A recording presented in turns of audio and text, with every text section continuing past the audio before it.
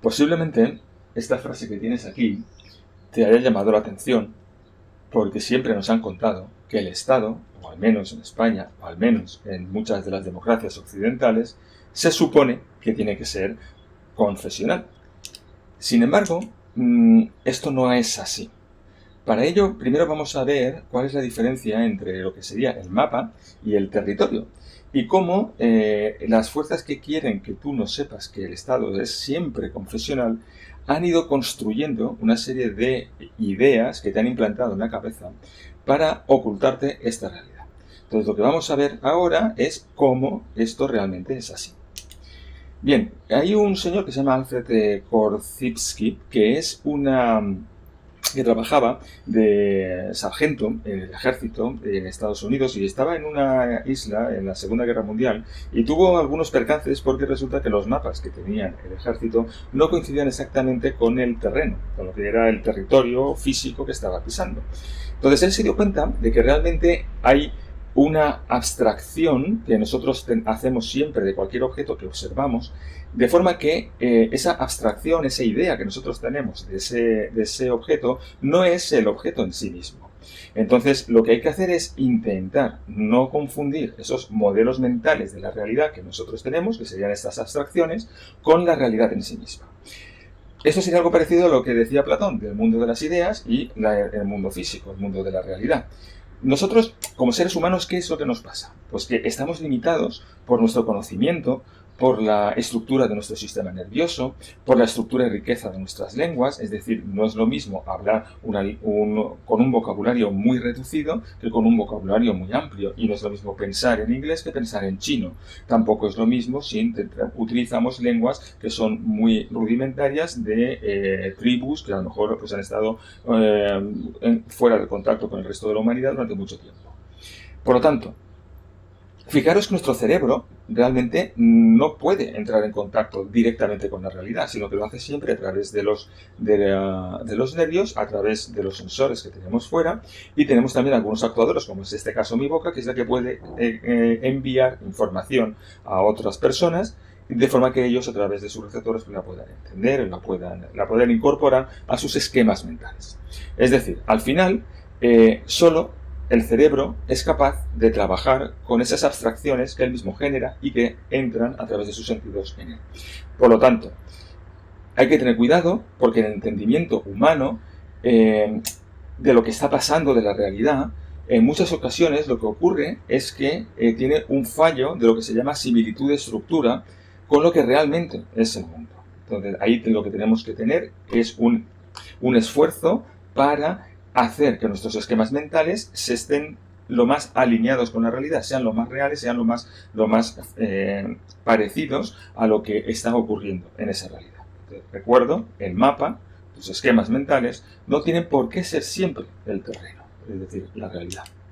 Bien, en este sentido hay un psicólogo que se llama George Kelly, que sacó una teoría que se llamó de los constructos personales. Este señor lo que decía es que los constructos, son esas abstracciones que nosotros creamos mentalmente, sirven para comunicar, para conocer, para manipular fenómenos que difícilmente podemos definir. Entonces, estas construcciones, ¿sobre qué se aplican? Pues sobre elementos, estructuras, comportamientos que no son objetos concretos y que carecen de una realidad que nosotros podamos utilizar, sensorizar, que podamos aprender de alguna manera con nuestros sentidos. Es decir, cuando hablamos, por ejemplo, del amor, cuando hablamos de las emociones, cuando hablamos, por ejemplo, de el estado, estamos hablando de construcciones mentales que realmente no existen en la realidad, simplemente existen en nuestro cerebro.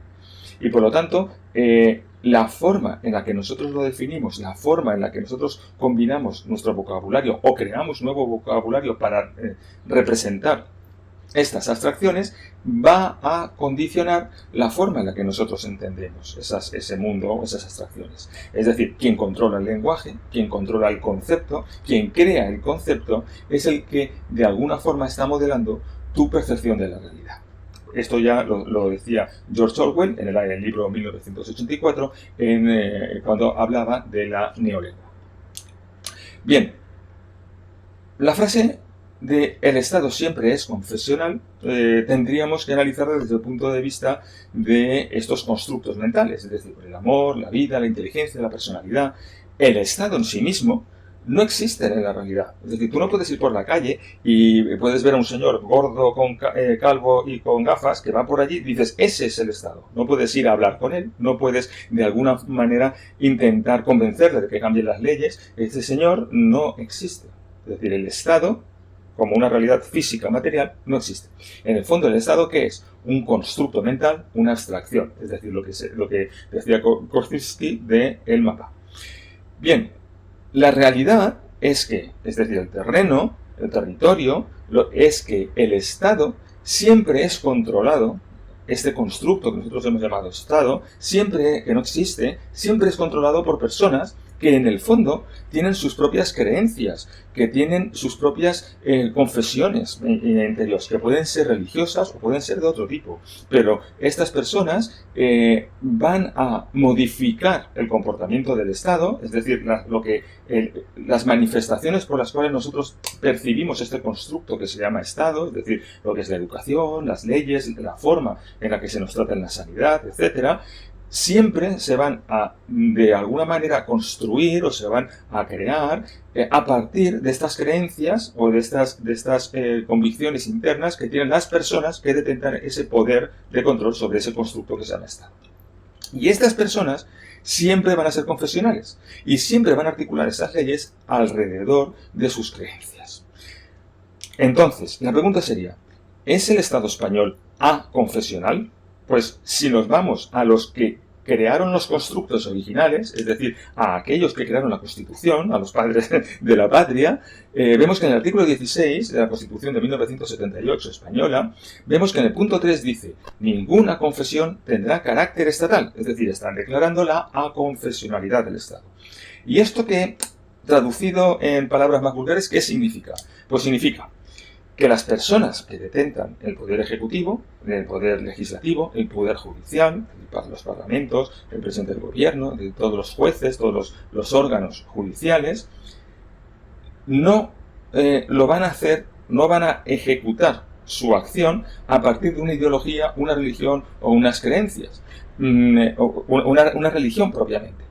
Pero en cambio, lo que no van a poder nunca evitar es que sus propias creencias internas, su propia ideología, de alguna forma se manifieste en la forma en la que ellos trabajan, en la forma en que ellos actúan o en las leyes que ellos promulgan. Entonces, hay que tener cuidado con esto porque fijaros que esta Constitución es del año 1978 y ya en el año 82, es decir, 4 años después, el tema estaba bastante candente y hubo que preguntar al Tribunal Constitucional qué significaba esto de la aconfesionalidad. Y de hecho en la sentencia 24 del Tribunal del año 82 dice, el Estado prohíbe a sí mismo cualquier ocurrencia junto con los ciudadanos, en calidad de sujeto de actos o actitudes de signo religioso. Es decir, el señor presidente del gobierno, en calidad de presidente del gobierno, no puede concurrir a ningún acto religioso en calidad de presidente del gobierno. Y también está indicando que los valores o intereses religiosos que se elijan en parámetros para medir la legitimidad o justicia de las normas o actos de los poderes públicos tampoco podrán derivarse de esta confesión religiosa. ¿Esto qué es lo que está diciendo? Lo que está diciendo o lo que está generando es una frontera, una defensa contra todo aquello que se entiende como religión. Es decir, toda aquella manifestación que se considera de índole religiosa, se está creando una barrera que impida que pueda interferir o influir en la condición de aplicación de las leyes, de generación de las leyes y demás. De forma que todas aquellas creencias, ideologías y demás que no tengan oficialmente forma de religión, tienen el campo abierto para poder influir en cómo se crean estas leyes. Entonces, esto es importante porque, como se puede observar, estas creencias en muchas ocasiones tienen comportamientos y tienen estructuras religiosas, pero como no se reconocen como tal, tienen el campo libre para influenciar en toda la legislación y en toda la aplicación de esa legislación en el Estado. Entonces, esto es una protección que va en contra precisamente de aquellas ideas e ideologías que son legítimas y que también pueden influir perfectamente en el Estado. ¿Por qué decimos esto? Porque fijaros que cuando se habla de separación entre Iglesia y Estado, ¿esto qué significa? Pues significa que la jerarquía eclesial no debería coincidir con la civil y que sus leyes no deberían seguir esas normas dictadas por la moral religiosa que en ese momento pues, se quiera hacer cargo del Estado. Sin embargo, tened en cuenta que siempre han existido países con una identificación entre la jerarquía civil y la jerarquía religiosa. Es decir, aquí tenemos, por ejemplo, a los anglicanos, donde la cabeza del poder civil, que es el rey, también es la cabeza del poder religioso, que es la religión anglicana. Tenemos, por ejemplo, el Antiguo Egipto, tenemos Babilonia, la Antigua Roma, las culturas precolombinas, el Islam, donde el Estado está claramente reconocido y ensimismado con una religión que es, digamos, la religión oficial y que es la que de alguna forma genera todo el patrón legislativo de este Estado. Bien, hay que tener en cuenta también que no pasa nada por tener un Estado confesional, no es malo. De hecho, por ejemplo, dentro de Europa podemos tener situaciones como Armenia, como la ciudad del Vaticano, obviamente, podemos tener Costa Rica, podemos tener Dinamarca, Escocia, Inglaterra, Malta, todos estos en sus constituciones, es decir, en sus cartas magnas fundacionales del Estado, todos ellos son confesionales. Y nadie se rasga las vestiduras y son países de pleno derecho en la Unión Europea y en muchos otros sitios o organismos internacionales.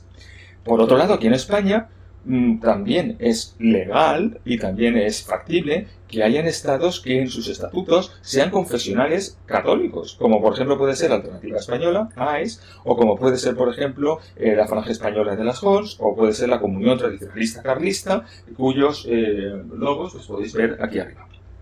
Bien, también hay que indicar que hay muchos estados que se proclaman también islámicos, es decir, sería algo así como una identificación en sus constituciones con una religión muy concreta, y entonces tenemos, por ejemplo, a Pakistán, Irán, Mauritania, Afganistán, Libia, que en sus constituciones dicen que la Sharia, la ley religiosa islámica, es la que tiene que regular los aspectos públicos y privados de la vida de los ciudadanos. O, por ejemplo, hay estados, como por ejemplo puede ser Marruecos, en los que la Sharia, bueno, pues está un poco trufada con otros sistemas legales, como puede ser, por ejemplo, el francés. Quiero decir, no hace falta ser estados puros confesionales, ni tampoco ser partidos confesionales puros, y puede haber cualquier tipo de hibridación que nosotros queramos. Y no pasa nada, y es legal, y es factible, y es bueno. Tenemos como territorio, como realidad, que las creencias espirituales que están dentro de cada hombre. Y yo no puedo separarme de mis creencias particulares, porque mis creencias particulares me ayudan a entender ese mundo y me ayudan a comportarme dentro de ese mundo. Por lo tanto, esa forma de ser y estar en el mundo genera una integridad de forma que haga que yo me comporte en la intimidad como me comporto fuera en el espacio público, o al menos eso debería de ser. Por lo tanto, dejar en manos laicas la política, utilizando como coartada, como excusa, una fingida separación entre Iglesia y Estado, no va a impedir que haya una influencia religiosa, una influencia de creencias en las leyes que se promulguen y que porten en su interior todas aquellas personas que detentan los poderes del Estado. Las personas siempre van a tener esas creencias, no se pueden apartar de ellas, van a actuar de acuerdo con ellas y esto va a influir en esas leyes. Por lo tanto, también hay que tener en cuenta que el pueblo también puede generar la ley. Por ejemplo, si yo tengo una serie de creencias particulares, esas creencias particulares van a hacer que cambien las pautas de conducta, mis hábitos personales, es decir, lo que sería mi ética o mi moral.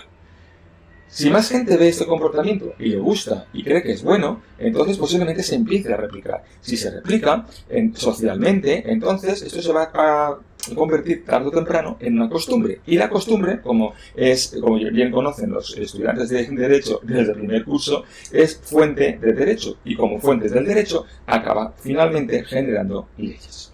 Bien, este cambio en estas creencias particulares, este cambio de las leyes a través de las bases, es lo que se ha estado produciendo últimamente en los últimos decenios de una forma muy civilina, de una forma muy taimada, y ha hecho que se cambien muchas leyes porque se han variado esas conductas, esas costumbres digamos, sociales. Por lo tanto, recapitulando, haciendo un resumen de todo lo que hemos visto en estas diapositivas pasadas. Nos han instalado en el cerebro un mapa un esquema, un constructo, que afirma que el Estado es aconfesional formalmente. Está en la Constitución, está escrito. O sea, esto cualquiera lo puede leer y dice eso explícitamente. Y las sentencias de los tribunales constitucionales también lo afirman. El Estado confesional, en el fondo, es un constructo diseñado para impedir que nuestra creencia, nuestra moral religiosa, pueda inmiscuirse en los poderes públicos. El Estado confesional, en el fondo, ¿qué es? Pues es... Perdón.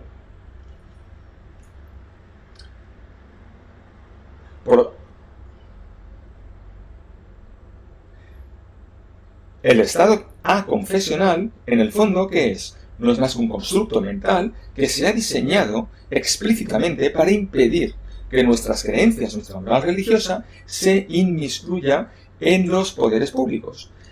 Es decir, lo que este constructo quiere realmente realizar es un muro que pretende desactivar la influencia de la religión en la esfera pública y por lo tanto es un filtro que actúa de facto de parlamentarios que, vamos a llamar, tienen influencia religiosa o son identificados como religiosos. Y en cualquier caso, cualquier sospecha de confesionalidad religiosa hará que sean apartados de la vida pública, como ya ha ocurrido en el pasado.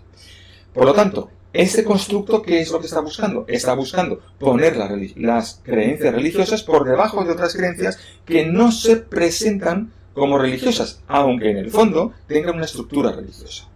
Por lo tanto, si las creencias son inseparables de las personas, aunque tengan formas religiosas, ¿qué es lo que está ocurriendo? Pues que el territorio real es que el Estado siempre es confesional implícitamente, aunque el mapa que nos hayan querido instalar diga que no, que es aconfesional. Bien, aquí os he dejado una serie de referencias bibliográficas que tenéis también en el documento, en el PDF, al pie del vídeo y que podéis consultar por si queréis echarle un vistazo, ampliar algo de lo que he comentado aquí. Pues nada, con esto acabo esta presentación. Gracias.